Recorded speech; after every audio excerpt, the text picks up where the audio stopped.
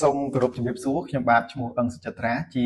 គ្រូសាស្ត្រឆ្នាំទី2ឯកទេស ICT អង់គ្លេសនៃមជ្ឈមណ្ឌលគរុកោសល្យភូមិភាគខេត្តព្រៃវែងថ្ងៃនេះខ្ញុំមានសេចក្តីសោមនស្សរីករាយក្នុងការបង្ហាញជូនអ្នកទាំងអស់គ្នានៅគម្រោង STEM មួយដែលមានឈ្មោះថា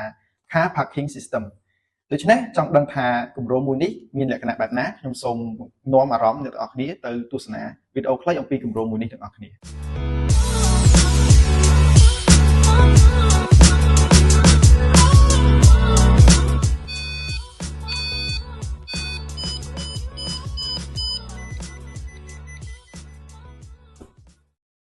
អ្វីដែលអ្នកបានឃើញអំបញ្ញមិញនេះគឺជាប្រព័ន្ធ Car Parking System ដែលយើងបង្កើតឡើងដោយប្រើប្រាស់ឧបករណ៍ Arduino ដែលប្រព័ន្ធមួយនេះជំនួយដល់អ្នកបើកបរក្នុងការចតយានយន្តឲ្យមានសុវត្ថិភាពតាមរយៈការផ្ដល់សញ្ញាជាភ្លើងក៏ដូចជាសំឡេងផ្សេងៗគម្រោងមួយនេះគឺបង្កើតឡើងក្នុងគោលបំណងចំនួន3ទី1គឺដើម្បីជាជំនួយដល់ការបើកបរដើម្បីឲ្យបង្កើនសុវត្ថិភាពដល់ការបើកបរឬក៏នៅពេលដែលរថយន្តថយក្រោយចំណែកទី2វិញគឺប្រើប្រាស់ដើម្បីជំនួសដល់មនុស្សព្រោះនៅពេលដែលរថយន្តថយក្រោយគឺយើងមិនចាំបាច់ត្រូវការមនុស្សដើម្បីទៅជួយផ្ដល់សញ្ញានោះទេម្យ៉ាងវិញទៀតចំណុចទី3គឺ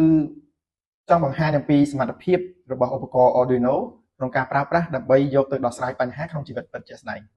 ចំណុចបន្ទាប់មកនេះគឺខ្ញុំសូមបង្ហាញអ្នកទាំងអស់គ្នាអំពីសម្ភារៈដែលយើងត្រូវការដើម្បីបង្កើតគម្រោងមួយនេះឡើងទី1គឺជា Arduino Uno R3 ទី2គឺយើងត្រូវការ breadboard ទី3គឺយើងត្រូវការឧបករណ៍ ultrasonic sensor ទី4អំពូល LED ចំនួន3គ្រាប់មានលឿងបៃតងនិងក្រហមទី5គឺយើងត្រូវការ booster សម្រាប់បញ្ជូនសំឡេងទី6គឺយើងប្រើប្រាស់ USB cable ចំណែកឯទី7គឺខ្សែ jumper wire សម្រាប់តភ្ជាប់ចុងក្រោយគេគឺទី8គឺយើងត្រូវការឡានដើម្បីយកមកធ្វើជាគំរូនៅក្នុងគម្រោងរបស់យើង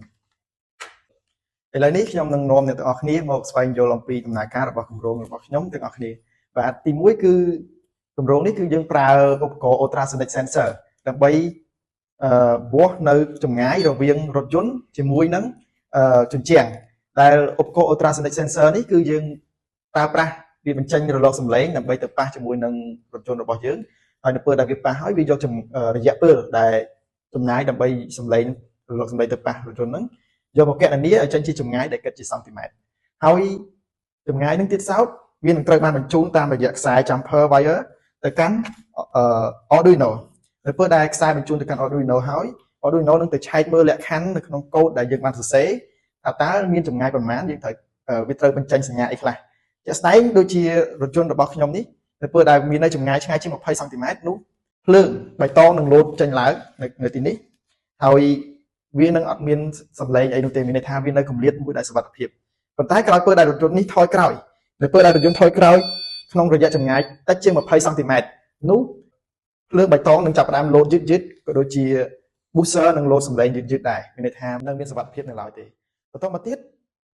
ក្រោយពេលដែលរថយន្តថយដល់ចម្ងាយតិចជាង10សង់ទីម៉ែត្រនៅពេលដែលដល់ចម្ងាយតិចជាង10សង់ទីម៉ែត្រវានឹងលោតភ្លើងពណ៌លឿងហើយសម្លេង booster សម្លេងនេះក៏នឹងលោតដែរប៉ុន្តែលោតមានល្បឿនលឿនជាងមុនហើយក្រោយពេលដែលរថយន្តទៅដល់ចម្ងាយប្រហែលជា5សង់ទីម៉ែត្រឬតិចជាង5សង់ទីម៉ែត្រនោះភ្លើងក្រហមនឹងលោតឡើងហើយក្នុងល្បឿនលឿនទៀតហើយចំណែកឯ booster នឹងបញ្ជូនសម្លេងក្នុងល្បឿនលឿនដូចគ្នាដើម្បីជាសញ្ញាដល់អ្នកបើកបរថាគាត់ត្រូវឈប់ដល់ចំណុចដែលគាត់ត្រូវឈប់គម្រោងមួយនេះមានចំណុចខ្លាំងមួយចំនួនដែលខ្ញុំសូមលើកយកចំនួន3មកបង្ហាញទី1គឺសម្ភារៈទាំងឡាយគឺមានតម្លៃទាបសមរម្យក្នុងការប្រើប្រាស់ហើយចំណុចទី2គឺគម្រោងមួយនេះងាយស្រួលក្នុងការបង្កើតព្រោះថាយើងអាចប្រើប្រាស់សម្ភារៈដែលមានស្រាប់ក៏ដូចជាសម្ភារៈងាយយកមកបង្កើតវាដូចជាសម្បកកេះដូចជាឧបករណ៍ណាដែលមានស្រាប់ដើម្បីយកទៅបង្កើតចំណុចទី3គឺជួយសម្រួលដល់គ្រប់យានយន្តទាំងអស់គ្រប់ប្រភេទដែលអាចចតនៅចំណតមួយនេះបានព្រោះថាប្រព័ន្ធជូនដំណឹងគឺមានភ្ជាប់ជាមួយនឹងជញ្ជាំងដែលយើងត្រូវចតនឹងតែម្ដងចំណែកឯចំណុចខ្សោយរបស់គម្រោងមួយនេះគឺទី1ពាក់ព័ន្ធជាមួយនឹង ប្រព័ន្ធបញ្ជូនសញ្ញាគឺបានត្រឹមតែបញ្ជូនសញ្ញាពីខាងក្រៅទៅទេដូច្នេះគឺទាមទារឲ្យអ្នកបើកបរនៅតែប្រុងប្រយ័ត្នហើយម្យ៉ាងវិញទៀតក៏វាមិនទាន់អាចជួយរថយន្តឲ្យចូលចតដោយស្វ័យប្រវត្តិផងដែរចំណុចទី2គឺពាក់ព័ន្ធជាមួយនឹងឧបករណ៍ ultrasonic sensor នេះគឺនៅមានកម្រិតទាក់ទងជាមួយនឹងការបញ្ជូនសញ្ញាក៏ដូចជាគណនាចម្ងាយពេលខ្លះអាស្រ័យទៅលើប្រភេទនៃយានយន្តដែរប្រសិនបើយានយន្តនោះមានប្រភេទផ្ទៃខាងក្រោយមិនសមស្របនោះធ្វើឲ្យឧបករណ៍នេះចាប់សញ្ញាខុសផងដែរសរុបមកវិញគម្រោងមួយនេះបានជួយដល់អ្នកសិក្សាទាំងឡាយដើម្បីឲ្យស្វែងយល់ដូចជាសិក្សាស្រាវជ្រាវអំពីរបៀបដែលយើងអាចប្រើប្រាស់នៅឧបករណ៍បច្ចេកវិទ្យាដើម្បីយកទៅដោះស្រាយបញ្ហានៅក្នុងជីវិតពិតជាក់ស្ដែងដូចជាគម្រោង car parking system របស់ខ្ញុំជាដើមជាចុងក្រោយខ្ញុំបាទសូមអរគុណអ្នកទាំងអស់គ្នាដែលបានចំណាយពេលវេលាដ៏មានតម្លៃមកទស្សនាវីដេអូមួយនេះសូមជម្រាបលា